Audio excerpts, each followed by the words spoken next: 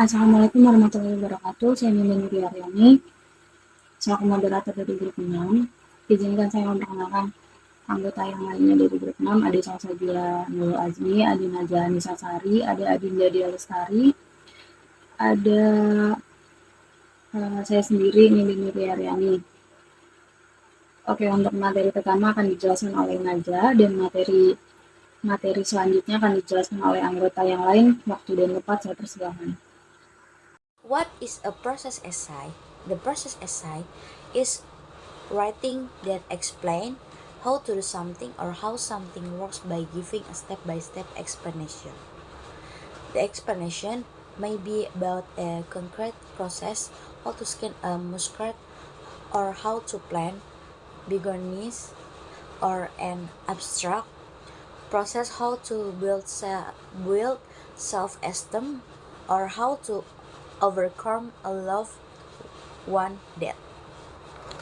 Jadi, esai proses adalah tulisan yang menjelaskan cara melakukan sesuatu atau cara kerja sesuatu dengan memberikan penjelasan langkah demi langkah. Penjelasannya bisa berupa proses konkret, cara menguliti muskat, atau cara menanam begonia. Atau proses abstrak, cara membangun harga diri, atau cara mengatasi kematian orang lain. Okay, next, characteristic of process writing. There are strict chronological order. 2. If the steps described are repeat, the same outcomes should always be achieved. 3. Fixed order. 4. Clarity extremely important. The last, transition essential. Jadi karakteristik proses penulisan itu terdiri dari urutan kronologis yang ketat. Terus yang kedua ada jika langkah-langkah yang dijelaskan diulangi, hasil yang sama harus selalu dicapai. Terus yang ketiga ada urutan tetap. Yang keempat, penjelasan sangat penting. Yang terakhir yaitu transisi penting. Two types of process writing. The first, directional, give instruction, enable the readers to perform a process, describe how to do something, a recipe, a handout, and operating manual are example of instruction writing.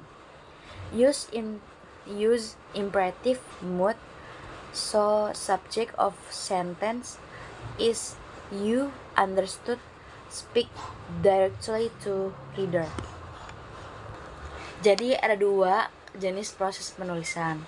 Yang pertama itu directional, memberikan petunjuk, memungkinkan pembaca untuk melakukan suatu proses, menjelaskan bagaimana melakukan sesuatu, resep, handout manual, pengoperasian adalah contoh penulisan induksi, gunakan suasana hati yang imperatif. Subjek kalimat adalah Anda yang dipahami, berbicara langsung kepada pembaca. 2. Process explanation. Purpose is to help reader understand how a process is carried out. Explain how something happened. Use either the first person or third person, not second person or imperative mood. Maybe in present or past tense, depending on whether the writer is explaining a process that takes place regularly or one that occurred in the past, and on whether the writer or someone else carry out the process. Jadi penjelasan proses itu tujuannya adalah untuk membantu pembaca memahami bagaimana suatu proses dilakukan, yaitu menjelaskan bagaimana sesuatu terjadi. Gunakan orang pertama atau orang ketiga, bukan orang kedua, atau suasana hati yang imperatif. Bisa dalam present tense atau past tense, tergantung apakah penulis menjelaskan suatu proses yang terjadi secara rutin atau yang terjadi di masa lalu. Dan apakah penulis atau orang lain yang melakukan proses tersebut? Saya di sini akan menjelaskan tentang using process writing. Yang pertama ada college writing for science, literature, history, or any other subject. Yang kedua ada process writing to persuade or to inform. Yang ketiga ada a process essay should have a clear thesis statement that identifies the process and tells why it performed. Jadi itu penulisan perguruan tinggi untuk sains, sastra, sejarah atau mata pelajaran itu menggunakan proses penulisan yang bersifat membujuk atau memberi informasi. Ya. Esai proses juga harus memiliki pernyataan tesis yang jelas, yang mengidentifikasi proses dan menjelaskan mengapa hal itu dilakukan. Lalu ada planning a process essay. Yang pertama ada keep readers need in mind. Yang kedua ada explain reason for performing step. Yang ketiga ada describe unfamiliar materials or equipment. Yang keempat ada define terms, avoid ambiguity. Yang kelima ada warn readers of possible problems they may encounter. Yang keenam ada avoid unnecessary shift in tense, person, voice, and mood. Jadi tuh ini kan merencanakan essay proses. Yang pertama tuh kita harus ingat kebutuhan pembaca tuh apa, lalu jelasin alasan melakukan langkah-langkah tersebut tuh buat apa, lalu jelasin bahan atau peralatan yang asing, terus definisikan pokoknya istilah yang menggunakan kata-kata ambigu. Jadi harus menghindari kata-kata yang ambigu biar jelas. Lalu peringatkan pembaca tentang kemungkinan masalah yang mungkin mereka hadapi itu apa. Lalu terakhir ada hindari perubahan orang dan suasana yang tidak perlu, dan juga suasana hati. Lalu selanjutnya ada using transition. Yang pertama ada checklist of transition or booklet. Yang kedua ada especially useful are such transition as first, second, meanwhile, after this, next, then, at the same time, when you have finished, and finally. Yang terakhir ada use transition to stabilize sequential and chronological relationship between steps in the process. Di sini kan kita disuruh menggunakan transisi ya. Nah, terus kita harus periksa daftar transisinya dulu. Terus transisi itu kayak pertama, ini contohnya pertama, kedua, terus ada sementara itu, setelah ini, selanjutnya, kemudian, terus ada pada saat yang sama, ada juga setelah Anda selesai, dan terakhir. Lalu gunakan transisi untuk membangun hubungan yang berurutan dan kronologis antar langkah dalam proses. Saya ingin menjelaskan tentang structure of process essay. Di situ ada introduction, ada introduce your topic in interesting way, present your thesis statement, identifies the process and indicates why and under what circumstances it is performed. Nah, di situ kita disuruh melakukan struktur esai, proses struktur esai seperti kayak pendahuluan, terus perkenalan topik Anda dengan cara yang menarik seperti seperti Anda mencari topik kayak contohnya pembelajaran bahasa Inggris melalui media sosial. Terus yang ketiga, presentasikan pertanyaan tesis Anda. Kayak kalian mempresentasikan yang udah kalian tulis judulnya, seperti tadi judulnya kayak pembelajaran bahasa Inggris tentang media sosial gitu, dengan media sosial. Terus yang keempat, mengidentifikasikan proses dan menunjukkan alasan dan kondisi apa proses tersebut dilakukan. Maksudnya itu kayak kita harus mengidentifikasikan proses yang menunjukkan alasan kita bisa ngambil judul tersebut gitu. Terus dan yang kedua Dan yang kedua itu ada structure of process essay. Jadi di situ ada body of essay, one manner, state of the process in as body paragraph, essays might involve several steps, your body should be like this. Di situ juga ada tahap-tahapnya. Dan di situ buat struktur esai proses juga lanjutan yang tadi. Di situ juga ada badan esai. Badan esai itu seperti kayak isi sebuah dari rangkuman yang ada di judul atas atau pendahuluan. Terus yang kedua itu satu tahap utama proses dalam setiap paragraf isi.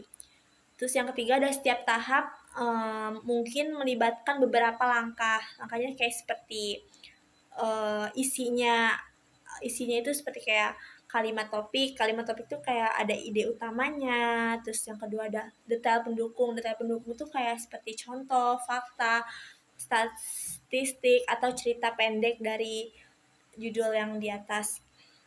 Terus yang ketiga itu ucapan penutup seperti fungsi langkah-langkahnya. Dan yang ketiga itu ada structure of process essay continue mungkin formal conclusion. Di situ ada show the result of the process, brief life, summarize your major stance, reinforce and restate the thesis statement, and then includes interesting, humorous, or inspiring closing remarks. Di situ juga ada struktur esai proses lanjutan. Kayak lanjutan esai kan pasti suka ada kesimpulan ya. Kesimpulannya tuh harus resmi sesuai dengan judul-judul, sesuai dengan pendahuluan atau isi-isi yang udah kalian ituin. Kayak tunjukkan hasil prosesnya gimana. Terus situ juga ada ringkas secara singkat tahapan-tahapan utama Anda. Terus memperkuat dan menyatakan kembali pertanyaan tensis. Terus cantumkan kata penutup yang menarik, lucu, dan menginspirasi. Kayak seperti pantun ya kan penutupnya. Terus entah kata-kata bijak atau kata apa gitu. Dan yang terakhir ada revising checklist for a process essay. Di situ juga ada revisi daftar periksa untuk esai proses. Seperti kayak apakah Anda memerlukan serangkaian instruksi atau penjelasan proses, gimana proses pembuatan esainya gitu. Terus yang kedua, apakah gaya penulisan Anda dengan jelas dan konsisten? Penulisan esai juga pasti ada gaya buat itunya ya, kayak misalkan tebel atau apanya judulnya, terus berapa gedenya gitu kan. Nah, terus di situ juga ada apakah esai Anda memiliki tensis yang dinyatakan dengan jelas? Pasti kalau membuat esai itu selalu ada tensisnya yang jelas. Kalau misalkan nggak jelas kan pasti susah ya buat dirangkainya gimana, apalagi kan nanti dibuat jadi bahan kesimpulan. Dan di situ juga apakah Anda sudah menyantumkan semua pengingat yang diperlukan. Pengingat itu mungkin sumber dari kayak kalian dapat dari mana ini body-bodinya isinya gitu. Apakah langkah-langkah tersebut disajikan dalam urutan kronologis yang ketat? Terus apakah transisi dengan jelas menunjukkan di mana suatu langkah berakhir dan langkah berikutnya dimulai? Pasti ada di bagian isi dari esai tersebut. Makasih. Oke, next, grammar in context. Grammar in context adalah konsep yang menekankan penggunaan aturan tata bahasa dalam konteks atau situasi tertentu. Dalam proses esai, grammar in context mengharuskan penulis untuk memahami bahwa tata bahasa tidak hanya tentang aturan formal, tetapi juga tentang bagaimana aturan tersebut diterapkan secara efektif dalam konteks tertentu. Dalam esai, grammar in context membutuhkan penekanan dan penggunaan tata bahasa yang sesuai dengan makna yang ingin disampaikan. Ini mencakup penggunaan kata, struktur kalimat, dan tata bahasa lainnya. agar sesuai dengan tujuan komunikasi dan situasi yang dihadapi. Dengan kata lain, penulis tidak hanya mematuhi aturan tata bahasa secara mekanis, tetapi juga mempertimbangkan konteksnya untuk memastikan pesan yang disampaikan menjadi jelas dan efektif. Jadi dalam menjelaskan grammar in konteks ini, dalam proses esai kita dapat mengatakan bahwa itu adalah pendekatannya memahami bahwa penggunaan tata bahasa tidak hanya tentang benar atau salah secara formal, tapi juga tentang kesesuaian dengan situasi atau konteks tertentu. Ini membantu penulis untuk lebih efektif menyampaikan ide atau informasi dalam tulisannya. Possible topik atau topik yang mungkin. Itu satu ada how to lose weight without losing your mind. Artinya, esai ini bisa membahas strategi atau pendekatan yang dapat diambil seseorang untuk menurunkan berat badan tanpa mengorbankan kesehatan mental. Ini mungkin mencakup aspek-aspek seperti manajemen stres, pola makan yang sehat, dan kebugaran mental. Dan dua, ada how a particular accident occurred. Dalam esai ini, penulis mungkin merinci kronologi dan penyebab suatu kecelakaan secara rinci. Ini melibatkan penjelasan yang jelas dan mendalam tentang apa yang terjadi, faktor-faktor yang berperan, dan implikasi dari kejadian tersebut. Yang ketiga ada how to end a relationship. Esai ini bisa membahas langkah-langkah dan pertimbangan yang perlu diambil ketika mengakhiri sebuah hubungan. Ini mencakup aspek emosional, komunikasi, dan tindakan praktis yang perlu dipertimbangkan. Itu yang keempat ada how to avoid a nervous breakdown during exam. Esai ini fokus pada strategi dan teknik untuk menghindari kejatuhan mental saat menghadapi ujian yang menuntut. Ini dapat mencakup manajemen waktu, teknik relaksasi, dan cara mengatasi tekanan ujian. Dan kelima itu ada how to kick a bad habit. Esai ini membahas proses mengatasi kebiasaan buruk. Ini melibatkan pemahaman psikologis di balik kebiasaan tersebut, langkah-langkah praktis untuk mengubahnya, dan upaya untuk mempertahankan perubahan positif. Dalam semua kasus ini, pembuatan esai memerlukan penguraian rinci dari pemikiran reflektif untuk menyajikan informasi dengan cara yang menarik dan informatif. Penulis perlu mempertimbangkan struktur esai, penggunaan detail, dan pemilihan kata yang tepat untuk mencapai dampak yang diinginkan. Selanjutnya, in class process writing exercise. Look at the photograph to the right. How is the jack-o'-lantern different from the pumpkin from which it was carved? List the steps involved in the process of carving a pumpkin into the jack-o'-lantern. Where does the process begin? Where does it end? What caution and reminders might be helpful to someone who has never met a jack-o'-lantern? Next slide, journal entry. Write a set of instructions for someone who has never met a jack-o'-lantern. Using commands and present tense, explain each step in the order in which it occurs, including all necessary caution and reminders.